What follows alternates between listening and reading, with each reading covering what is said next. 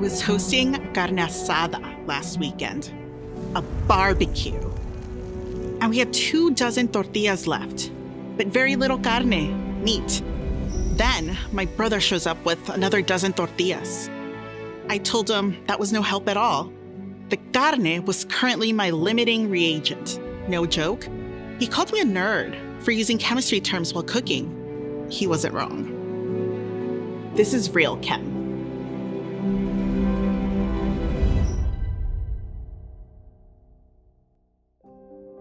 Let's take that exact same idea from the carne asada, that essential components can serve to limit a reaction. We will play this out with sodium phosphate as the product. No es la carne. These principles are the same. We just have to keep an eye on the details. Vamos a mirar juntos. Let's explore.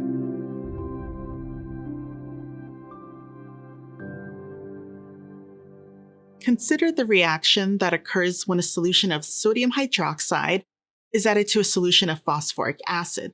The balanced chemical reaction is phosphoric acid plus 3 sodium hydroxides goes to sodium phosphate and 3 waters. Let's begin by considering what this looks like at the particulate level. Phosphoric acid is a weak acid. So in a solution, the protons that make this molecule an acid, shown in red, remain attached to the molecule. These species are floating in a large amount of water.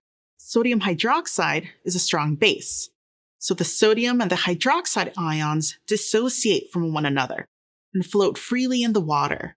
From the balanced reaction, it takes 3 sodium hydroxides to react with 1 phosphoric acid. In this acid-base reaction, protons are transferred from phosphoric acid to hydroxide ion. The products are sodium phosphate plus water.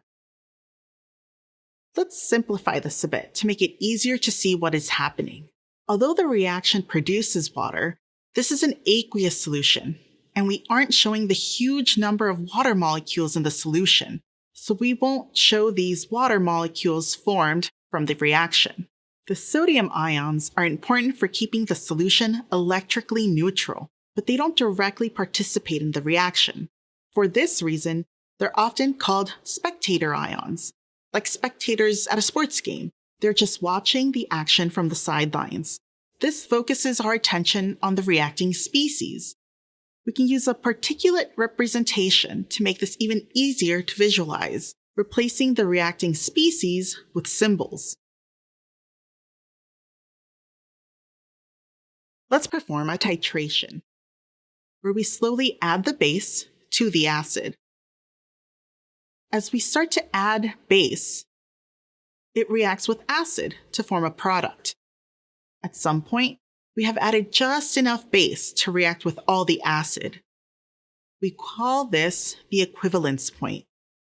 If we continue to add base, the added base has no acid to react with and remains in the solution. We can connect this to the idea of limiting reagents.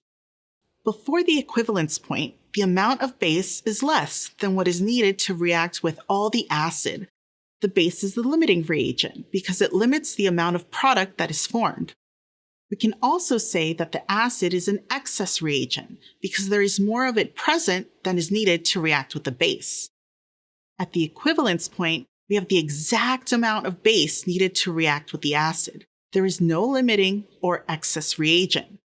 Past the equivalence point, we have excess base. The acid becomes the limiting reagent because the amount of acid is limiting the amount of product that is formed. In chemical reactions, it's often one reagent that limits the amount of product that can be formed, the limiting reagent. A similar situation arises when making a carne asada. It doesn't help to have more tortillas than carne. One of these ingredients will end up limiting the amount of tacos you can serve to your friends, and someone may end up feeling hangry. Vamos a explorar. Y no se te olvida tener fun.